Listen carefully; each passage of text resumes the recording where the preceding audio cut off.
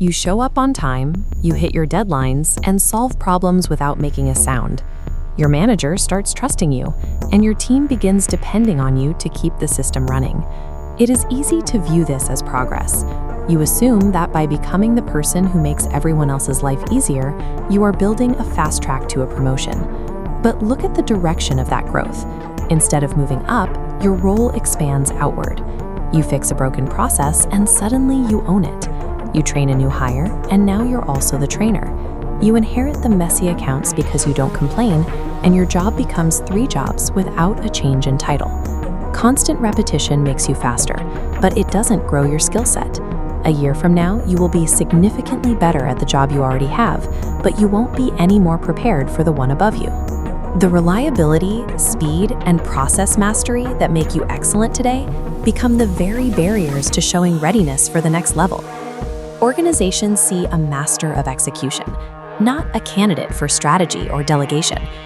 Optimizing entirely for your current role creates a baseline of respect, but it does not create movement. Excellence in delivery is a prerequisite, not an advancement strategy. From a management perspective, a quietly competent employee is a double-edged sword. You are highly valuable to keep in place, but you are also incredibly expensive to move. If your manager promotes you, they have to replace you. And replacing someone who solves problems quietly is difficult and risky. It creates an expensive gap in the workflow and more work for the manager. Managers aren't being cruel. They are responding to the pain of replacement. Keeping you exactly where you are is the safer choice for the organization, so you stay locked in your current role while the workload continues to grow. Being low maintenance generates a sense of job security, but it often results in career inertia, simply because you are too easy for management to leave right where you are. There is also a severe visibility gap. Your direct manager sees your output, but the person 2 levels up, the one who actually makes promotion decisions, has no visibility into your daily execution. Those decision makers aren't looking at your task completion rates. Promotion decisions happen in succession planning meetings and hallway discussions, where people are evaluated based on the stories others tell about them. Performance data might prove you are good at your current tasks, but only a compelling narrative proves you are ready for a leadership role. If you are only known for your reliability, that becomes the only label people remember. Silence is frequently misread as satisfaction. If you aren't talking about where you want to go, leadership assumes you are happy where you are. And if you're happy, there's no reason for them to move you. Without an active narrative of growth, you are just a person who handles a specific thing. And once an organization decides who you are, it is very hard to change their minds. Escaping this cycle requires you to deliberately reallocate your energy. You have to become slightly less efficient at your current job to free up the mental capacity for the next one. Start by auditing your daily workflow to identify repetitive maintenance tasks that no longer challenge you.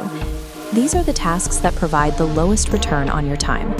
You have to shift your schedule, negotiate project scopes, and create timelines that allow you to delegate these mastered tasks to others, creating space for high-return development.